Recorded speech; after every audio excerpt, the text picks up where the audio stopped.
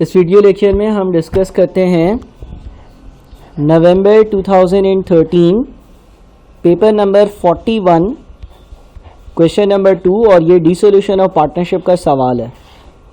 देखते हैं कि इस सवाल में क्या है।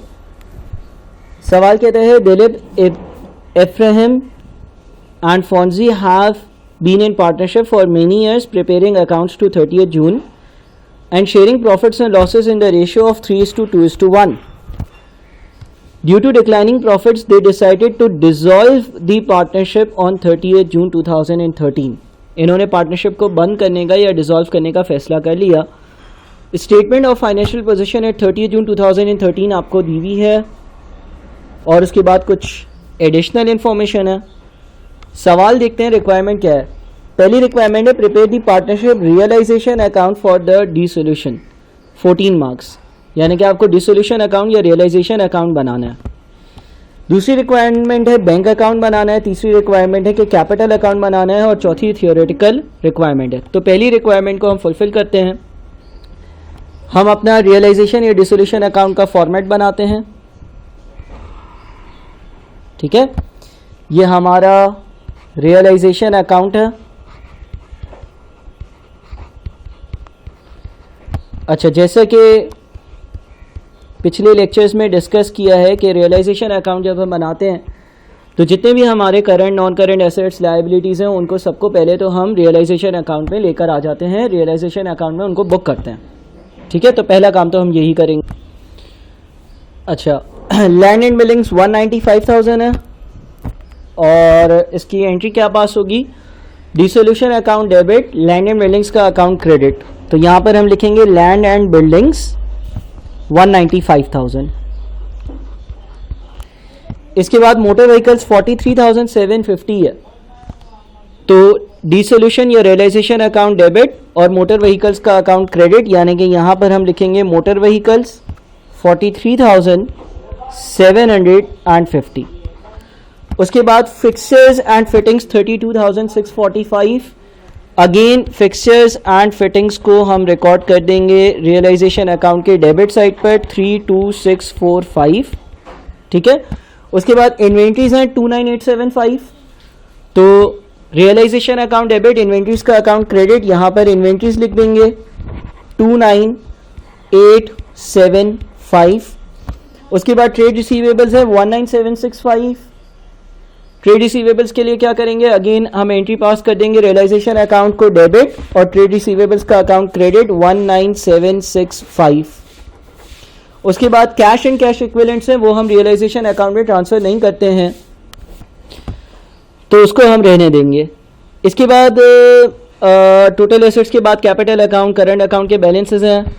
फिर एक नॉन करंट लायबिलिटी है बैंक लोन 100,000 रुपीज़, यानी कि बैंक से हमने लोन लिया होगा और वो बैंक को हमें वापस करना है। ठीक है, ये एक लोन का बैलेंस है और बैंक लोन को हम चाहें तो डायरेक्ट बैंक अकाउंट से सेटल कर सकते हैं, इसको रहने देते हैं। करंट लायबिलिटीज़ में ट्रेड पेबल्स है 14,650 और बैंक इंटरेस्ट एक्रूवल है 6,335। 6,335 का बैंक का इंटरेस्ट भी एक ऐसी लायबिलिटी है जो बैंक अकाउंट से डायरेक्टली सेटल हो सकती है। पेबल्स 14,650 को हम यहाँ पे रिकॉर्ड करेंगे ट्रेड पेबल्स 14,650। ठीक है ना। तो रियलाइजेशन अकाउंट में जितने भी एसेट्स हैं वो डेबिट साइड पर आए, जितनी भी लायबिलिटीज़ हैं वो क्रेडिट साइड पर आ गई।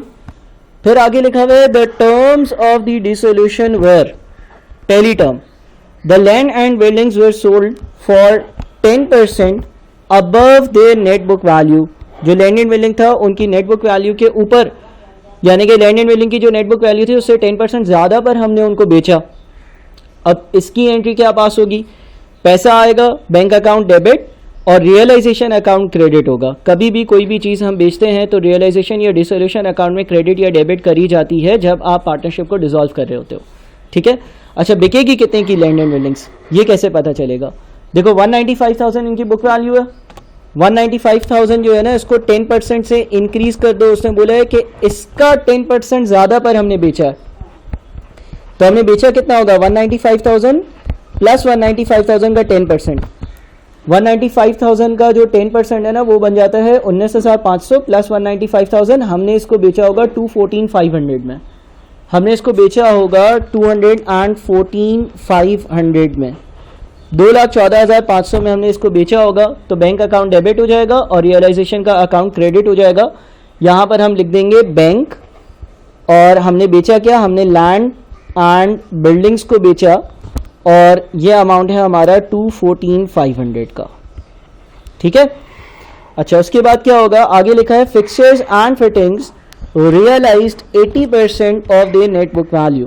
फिक्सचर्स एंड फिटिंग्स जो है ना, वो उनकी जो नेट बुक वैल्यू थी वो भी पूरी नहीं मिली हमें। हम जब उसको बेचने गए तो उसका 80% पैसा हमें मिला, यानी कि हमें कितना पैसा मिला होगा, कैसे मालूम करेंगे। फिक्सचर्स एंड फिटिंग्स जो है वो 32,645 का, ये जो 32,645 है इसका 80% ले लो, तो 32,645 का 80% है 26,116। एंट्री क्या पास होगी, बैंक डेबिट 26,116 और रियलाइजेशन अकाउंट क्रेडिट 26,116। ठीक है, यहां पर हम लोग लिख देंगे फिक्सर्स एंड फिटिंग से मिलने वाले पैसे, और वो आ गए 26,116। अच्छा जी, उसके बाद आगे और क्या कहते हैं भाई, सवाल और कहता है Abraham took over a motor vehicle at an agreed valuation of $10,000। अगर कोई पार्टनर मोटर व्हीकल ले जाता है पार्टनरशिप डिसॉल्व होने के बाद, तो हम पार्टनर का जो कैपिटल अकाउंट होता है उसको डेबिट करते हैं और जो रियलाइजेशन अकाउंट होता है उसको क्रेडिट करते हैं, और ये एंट्री 10,000 की पास होगी। Fronzi took over a motor vehicle at a valuation of $7,500। ऐसा ही फ्रॉन्जी ने करा है, तो फ्रॉन्जी का कैपिटल अकाउंट डेबिट और realisation account credit. The other vehicles realised 18,500। दूसरी जितनी भी व्हीकल्स थी वो 18,500 में बेच दी। जब आप व्हीकल्स बेचते हो तो इसके लिए एंट्री पास होगी बैंक डेबिट, बिकॉज पैसा आया होगा, और रियलाइजेशन अकाउंट क्रेडिट जो भी मेंशन्ड अमाउंट है, तो इसकी एंट्रीज पास करते हैं। हमारा ये रियलाइजेशन अकाउंट है, ठीक है ना। एक तो कैपिटल एब्राहम, क्योंकि capital account debit, realisation account credit होना चाहिए। जो ये मोटर व्हीकल लेकर गया उसके लिए 10,000 उसकी वैल्यू है, और उसके बाद कैपिटल अकाउंट फ्रॉन्जे, वो जो व्हीकल लेकर गया उसकी वैल्यू कितनी थी, 7,500। ठीक है ना, ये दोनों पार्टनर्स लेकर चले गए ना। अच्छा, एक मोटर व्हीकल या कुछ बची हुई मोटर व्हीकल्स हमने बेच भी दी, उससे जो पैसा आया bank account debit realisation account credit, वो कितना आया है, वो पैसा हमारे पास आया है 18,500। ये भी नीचे मेंशन्ड है और मैंने इसको यहाँ पर मेंशन कर दिया। ठीक है। अच्छा भाई, इसके बाद है इन्वेंट्रीज रियलाइज $21,000। जो इन्वेंट्री थी वो मैंने 21,000 में बेच दी। बैंक डेबिट 21,000 रुपये, रियलाइजेशन अकाउंट क्रेडिट 21,000 रुपये। तो मैं यहाँ पर इन्वेंट्रीज बैंक, इन्वेंट्रीज और इन्वेंट्रीज की वजह से जो पैसा आया है 21,000 रुपये वो लिख दूंगा। ठीक है। The trade receivables raised 15,750 whilst the partners were able to settle the trade payables in full for 12,500। Receivable से 15,750 रुपये आ गए, बैंक डेबिट 15,750 रुपये, रियलाइजेशन अकाउंट क्रेडिट 15,750 रुपये। एक एंट्री ये पास होगी। और दूसरी क्या होगी, आगे लिखा हुआ है partners were able to settle the trade payables in full for 12,500। 12,500 रुपये मैंने पेबल्स को पे किए हैं, तो रियलाइजेशन अकाउंट डेबिट और bank account credit, because bank से पेमेंट हुई होगी। तो हम यहाँ पर इन चीज़ों को रिकॉर्ड करते हैं।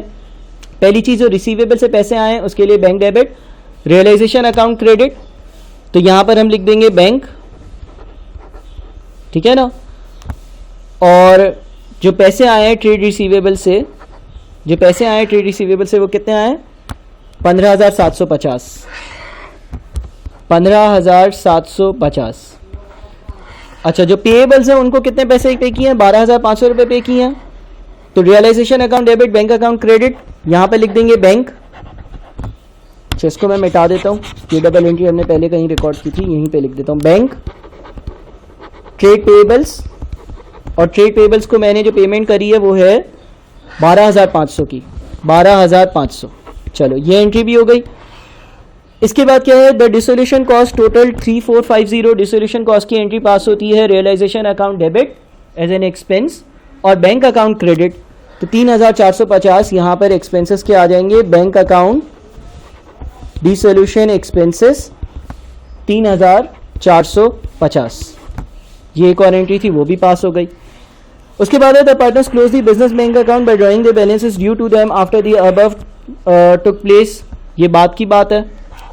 अच्छा, इसके बाद और तो कुछ नहीं है और रिक्वायरमेंट्स है, तो अब हम डिसोल्यूशन अकाउंट या रियलाइजेशन अकाउंट को क्लोज आउट करते हैं। देखते हैं भाई क्या बैलेंसेस आ रहे हैं। डेबिट साइड का बैलेंस देखते हैं पहले। डेबिट साइड को टोटल करेंगे तो 336,985 का बैलेंस बनता है और वो हायर बैलेंस है।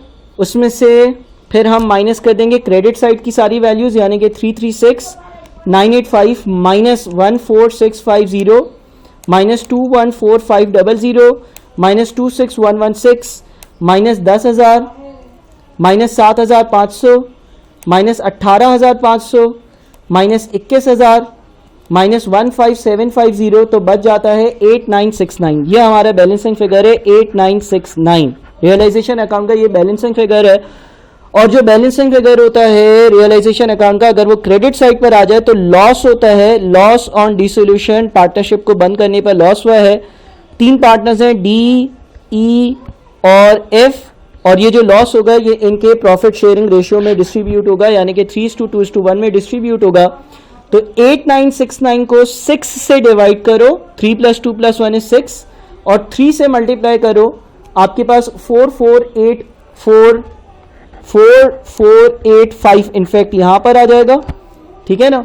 अच्छा, और दूसरा दो हिस्से आपके पास, यानी कि 2990 यहां पर आ जाएगा तकरीबन, और 8969 डिवाइडेड बाई 6 मल्टीप्लाइड बाई 1, यानी कि तकरीबन 1494 यहां पर आ जाएगा। सही है। इस तरह से आपके पास ये लॉस जो है वो बढ़ जाएगा। लॉस किस रेशियो में बटा? लॉस बटा है हमारा 3:2:1 के रेशियो में, ठीक है।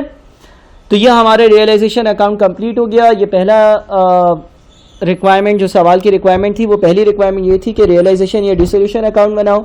अगला है prepare the partnership bank account, और तीसरा है प्रिपेयर दी पार्टनर्स कैपिटल अकाउंट। अच्छा, बैंक अकाउंट बनाने के लिए जो है ना वो कैपिटल अकाउंट का बनाना लाजमी है। तो आप पार्ट बी जो है उसको सॉल्व तो करोगे, लेकिन उससे पहले सी पार्ट को आप सॉल्व करोगे। तो हम सी पार्ट को सॉल्व करते हैं, यानी कि हम जो पार्टनर्स हैं उनकी कैपिटल अकाउंट्स को बनाते हैं। ये हमारा कैपिटल अकाउंट है, ठीक है। और हमारे पास 3 पार्टनर्स हैं, तो 3 डेबिट और 3 क्रेडिट के कॉलम्स बनेंगे, डी, ई और एफ। डी, ई और एफ। पहले तो बैलेंस शीट पे देख लेंगे कि भाई उनकी कितनी वैल्यूज़ हैं। उनके कैपिटल अकाउंट में 60, 50 और 40,000 रुपीज़ पड़े हुए। तो हम यहाँ पे लिख देंगे बैलेंस ब्रॉट डाउन। यहाँ पर डी के नीचे 60,000, ई के नीचे 50,000 और एफ के नीचे 40,000, ठीक है।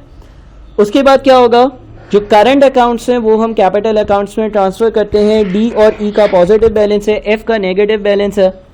करंट अकाउंट्स क्लोज करने के लिए क्या करते हैं, अगर फॉर एग्जांपल पॉजिटिव बैलेंस है तो क्रेडिट बैलेंस है, और अगर नेगेटिव बैलेंस है यानी कि डेबिट बैलेंस है तो क्लोज करने के लिए क्या करेंगे, अगर क्रेडिट बैलेंस होगा तो करंट अकाउंट को क्लोज करने के लिए हम करंट अकाउंट को डेबिट करते हैं, और कैपिटल अकाउंट जो होता है ना उसको हम लोग क्रेडिट करते हैं। यानी कि डी और ई के जो बैलेंसेस हैं, current account debit, capital account credit. तो पहले तो इनकी एंट्रीज पास कर देते हैं। यहां पर हम करंट अकाउंट लिखते हैं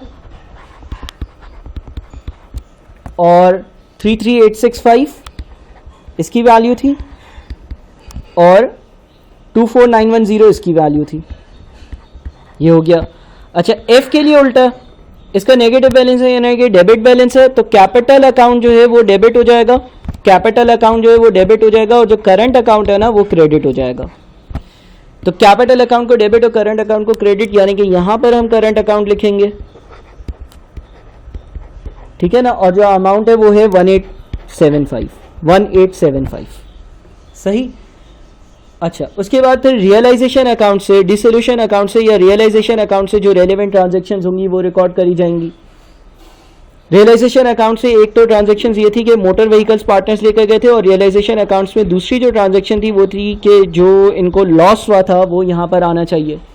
तो वो चीज़ें लिखते हैं कि लॉस कितना है और ये जो मोटर व्हीकल्स लेकर गए उसका अमाउंट कितना है। यानी कि अब हम जो एंट्री पास कर रहे हैं वो ये पास कर रहे हैं कि भाई ई और एफ जो व्हीकल्स लेकर गए थे उसकी double entry, because realisation account credit हुआ है तो कैपिटल अकाउंट डेबिट होना चाहिए, और जो इनको लॉस हुआ है डिस्पोजल पर उसकी रिकॉर्डिंग। तो वैल्यूज़ याद रखना, ठीक है ना। और रियलाइजेशन अकाउंट मोटर व्हीकल की वजह से जो वैल्यूज़ आनी चाहिए वो 10,000 यहाँ पर आनी चाहिए और 7,500 यहाँ पर आनी चाहिए। ये व्हीकल्स लेकर गए। और जो लॉस है वो कितना है 448,52990 और 1494, ये लॉस है, ठीक है ना। और कोई एंट्री नहीं है। अब हम इन अकाउंट्स को बैलेंस ऑफ कर सकते हैं। इन अकाउंट्स को हम लोग बैलेंस ऑफ करते हैं, देखते हैं कि कितना बैलेंसिंग फिगर आता है। जब पार्टनरशिप क्लोज होती है तो जो कैपिटल अकाउंट का बैलेंसिंग फिगर होता है वो बैंक अकाउंट में जाता है। डी की अगर बात करें तो 60,000 प्लस 33,865 यह आता है 93,865 और इसमें से हम माइनस कर देंगे 4485 जो इसके डेबिट साइड पर वैल्यू आ रही है, तो बच जाता है 89380 89380 ये जाएगा बैंक में, ठीक है ना 93865। अच्छा ई के लिए क्या होगा 50,000, उसके बाद 24910 टोटल आता है 74910। यहाँ पर भी हम 74910 लिखेंगे। इसमें से आप माइनस कर दो 10,000 और माइनस कर दो 2990 तो बच जाता है 61920। और एफ के लिए क्या होगा, ये 40,000 है। 40,000 में से आप माइनस कर दो 1875, 7500 और 1494 तो बच जाता है 29131, ठीक है ना। तो ये आपका कैपिटल अकाउंट बन गया। इसका मतलब क्या है एक बार मैं समझा दूं। देखो डी के 60,000 रुपीज़ कैपिटल अकाउंट में थे, करंट अकाउंट में 33,865 रुपीज़ थे, यानी कि पार्टनरशिप में इसके 93,865 रुपीज़ थे। पार्टनरशिप बंद करते वक्त इसको 4485 का लॉस हुआ, जो पैसे बच गए वो बैंक अकाउंट से इसको पे होंगे।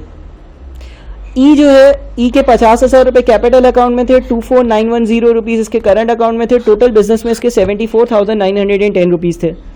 10,000 रुपये की ये मोटर व्हीकल ले गया, 2990 का इसको लॉस हो गया, जो बच गए इसको बैंक अकाउंट से पे होंगे।